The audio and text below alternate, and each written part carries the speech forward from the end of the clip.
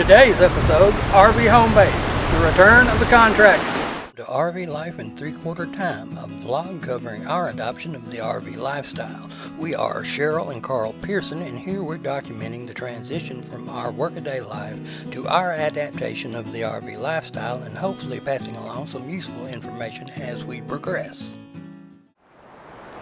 It's a nice windy day here in western Georgia, but we'll push on through, try to get back on some sort of schedule.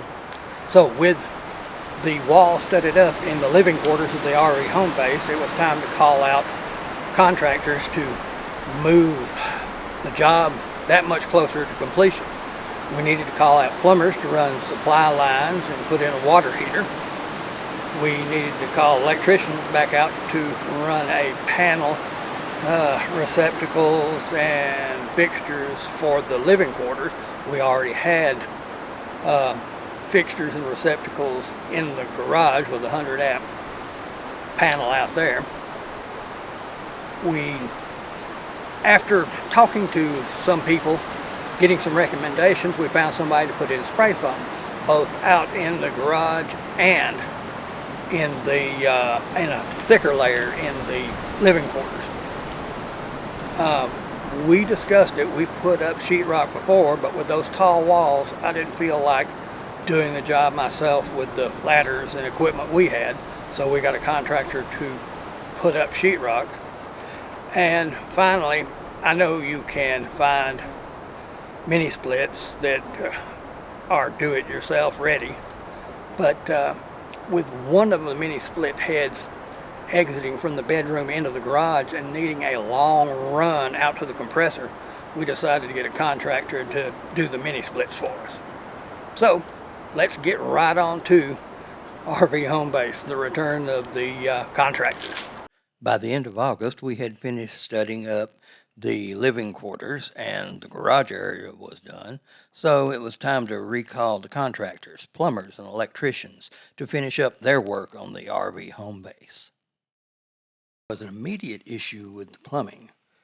This vent stack came up exactly where this metal stud was when the walls were erected, so Metal Pros had to move the walls in 2 inches. This now caused the plumbers to have to tear up the floor and put offsets for toilet and tub drains. After that, I had to replace the torn up subfloor. Here are quick views of some of the other plumbing rough-in work. At this point, I tried to stay out of the workmen's way as they finished up their rough-in, just videotaping some shots at the end of the day. Here you can see where the electricians began running the wires through the metal stud walls. With metal stud walls, it required metal-clad cable and metal outlet boxes, pushing up the cost of the electrical job for the RV Homebase barn.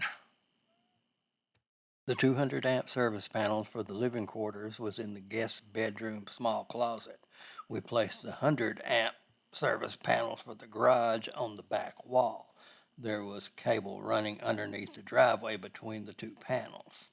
Here are drain pipes and supply lines for the guest bathroom, plus a supply line leading to the outdoors propane tankless water heater. After the electrical and plumbing were in place, we called out the crew to install the closed cell spray foam in the RV Homebase walls. The spray foam went up. We included a skim coat on the garage doors in addition to the coating on the walls and ceiling. It was exciting to see the scaffolding roll in and them get the spray foam out in the garage space.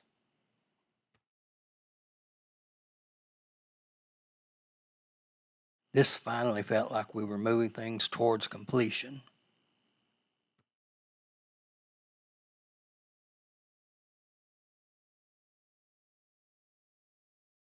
We included a coating under the metal roof of the front and back porches in order to reduce the chance of condensation. Here's where we attached vertical bracing to the exterior wall studs to keep them from twisting as the spray foam expanded. We attached the cross bracing after this test run caused the stud to twist fairly significantly. After speaking with the sheetrock contractor, I calculated our needs and ordered sheetrock from a supply house that would deliver.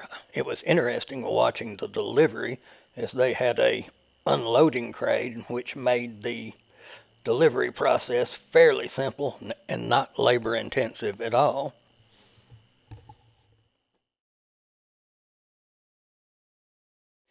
We ordered 14-foot sheetrock panels since the walls in the living area are from 12 foot to almost 14 foot tall.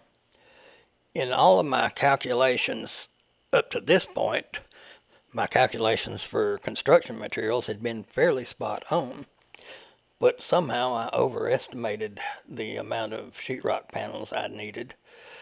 After the sheetrock was all hung and the contractor was finished, I still had over a dozen panels left.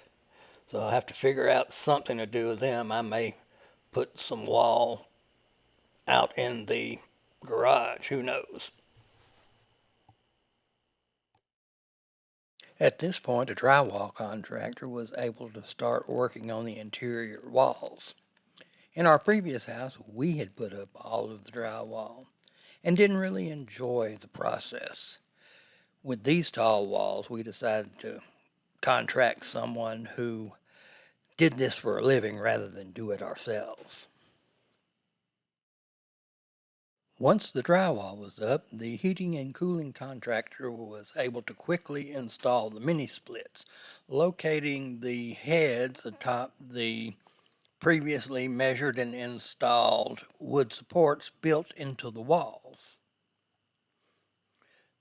The wall between the living quarters and the garage was metal, and we had metal supports in those walls. On the garage side of that wall, you can see the long run of housing for the supply lines for that head leading out to the back of the building. We had a medium-sized propane tank brought in to supply the tankless outdoor water heater that we had the plumbers install. You can also see the constant rain, and working out of two houses has got us behind on our yard work. Once the modern interface on the water heater was programmed to indicate that it was using propane and not natural gas, the contractor portion of the build was complete. So that's about it for the return of the contractors. We're about done with them as near as I can tell, so the rest of the job will pretty much be on our backs. Now, I think our experience with the contractors, all of them, has been fairly positive, especially considering we're not your average construction project. What has your experience been with contractors on your home construction projects? Share your experiences. Comment below.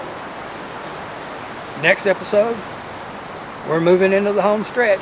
We'll be working on finishing out the interior of the RV Homebase living quarters. We must apologize. It's been a long time since our last posting.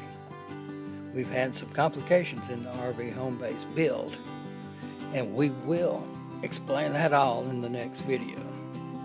So, until then, get out there and enjoy the ride.